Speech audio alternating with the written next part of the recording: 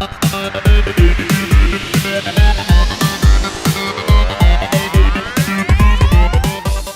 today's episode of Tech Lab, we are looking at a little something called the NES Classic Edition. Now, the NES Classic Edition was originally released in 2015.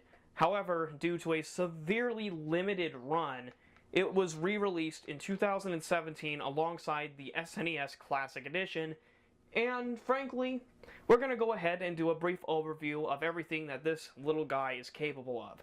So, let's get started.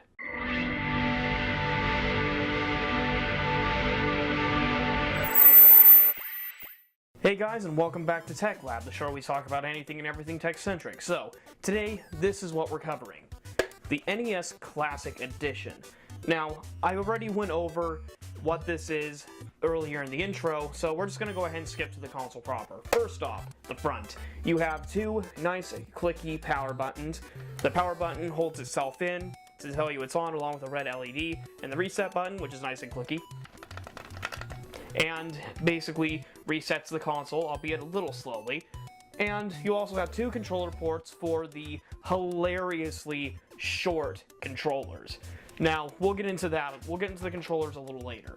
So, that's pretty much it for the front. It looks near exact compared to the original, and although you cannot open the cartridge slot, because there's no cartridge slot to be found, it would have been a neat little novelty to have that option available, to just slip in a little cartridge. Not that it would actually work or anything, but it'd be kind of cool. So let's go ahead and flip around to the back here in a rather dramatic fashion. And we have on the back one HDMI out port and one USB DCI in port. And frankly, well, it's a micro USB port, but regardless, you can use just about any of these that are available to you as long as it looks like this.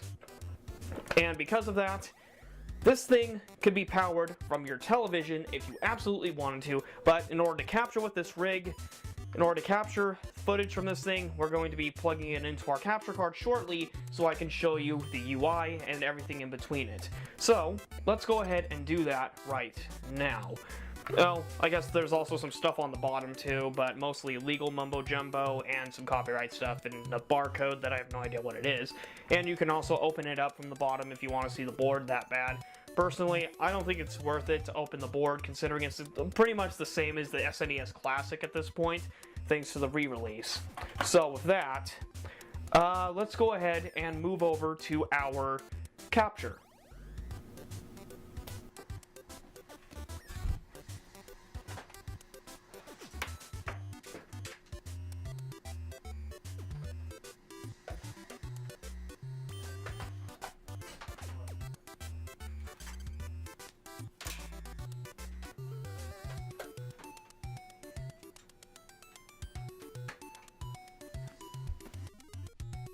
The UI for the Classic is a nice looking and simple interface with bright colors, and most of the games are in a simple, easy to use environment with no issues across the board. Now, you have a few visual options as well in the form of CRT filter, 4x3, and pixel perfect. CRT is you basically get a CRT filter over your games, and it makes them look a little more authentic to the originals. And as far as 4x3 is concerned, it just puts the entire screen in 4x3 instead of 16:9. And finally, for Pixel Perfect, you basically have it's a sharpening filter, more or less. And frankly, although it's great for games, it also shows their age pretty heavily, and it's very disorienting to say the least. Now, I think that's really about it for features in this. The SNES Classic does improve a little more by adding restore points, but as far as I'm concerned, that's pretty much that. Now, of course, there are some other smaller features that include you having the ability to play demos of games during idle, screen burn reduction, and automatic shutdown. So that's really about it for the user interface. And frankly, I don't have any issues with it. I think it's pretty charming, and still, the music's great. Okay, ladies and gentlemen, so let's go ahead and just say that the UI on this thing is great. I'll give Nintendo that. They know how to design a UI for a basic system like this that just works. And thankfully, with limited issue on the part of the capture card. Now, playing this on regular television's just as good, and frankly, I'm not having any complaints there.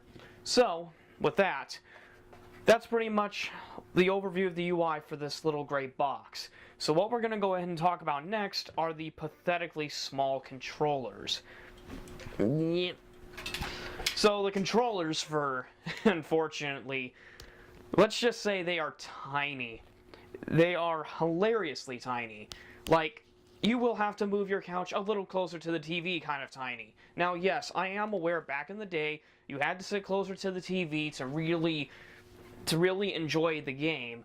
But at this point in time, it's just kind of ridiculous that they didn't have at least a longer cord out of the gate. Now, yes, this is not entirely unexpected from Nintendo. They do like to stick to their roots as much as they can, but it is just kind of a strange choice on that part to just include such a short cable. Now, yes, the easiest fix for this is to get an extender cable from Nintendo, or get a wireless one altogether. Excuse me. Get a wireless one altogether, but sometimes that can get tough, and of course the easiest and cheapest way is just to outright get a longer HDMI cable. I'm sure you probably have one or two lying around.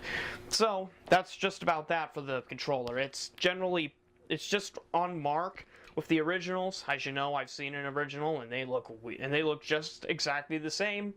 This one just feels a little lighter. And with that, that's about it. Now, what about the games on the system? Well, if it wasn't a dead giveaway already, this is a large amount of all of the classics that you're dealing with. You have Super Mario Bros., Donkey Kong, Super Mario Bros. 2, Super Mario Bros. 3, Techno Bowl Punch-Out, Castlevania 2, Simon's Quest, and many, many others on this that are great. Now, sure, it is kind of a bummer that we don't really get a exclusive, but now that I think about it, they probably weren't expecting this to do as well as it did. And finally, can this thing be hacked to include games on here that you thought should have been on it? Actually, yes. Done correctly, you could actually put RetroArch on this thing and run just about whatever the heck you can think of, ranging from, I don't know, Nintendo's Game Boy Advance line to Sega Genesis and Game Gear even. Frankly, it's the ultimate imaginative factor here is that you have full control over this, and it just depends on the program. Now, you have to be careful with this kind of thing, because one wrong move and you can cut your sound. And frankly, I should know, because I did that on the SNES Classic when I tried to bypass the level 1 requirement on Star Fox. And yeah, let's just say I know I should have just been patient. I was going to beat it eventually anyways, but you know how things like that work. Hello everyone, and thank you all for watching today's episode. If you liked it, then leave a like down below. If you didn't, well, I guess that's not so good, but thank you for watching anyway. And if you have a history with the NES Classic, then maybe leave some comments down below as to what you think of the little box, and maybe your own history of hacking the system that hopefully went a little better than mine did. And with that, don't forget to check out our links down in the description below. We have a Patreon link, a website, and a Facebook, and also, don't forget to check out the playlist for this series, as we are currently on 3 episodes, but I can guarantee you it's only going to get bigger from here. So thank you all for watching, and we'll see you all next time.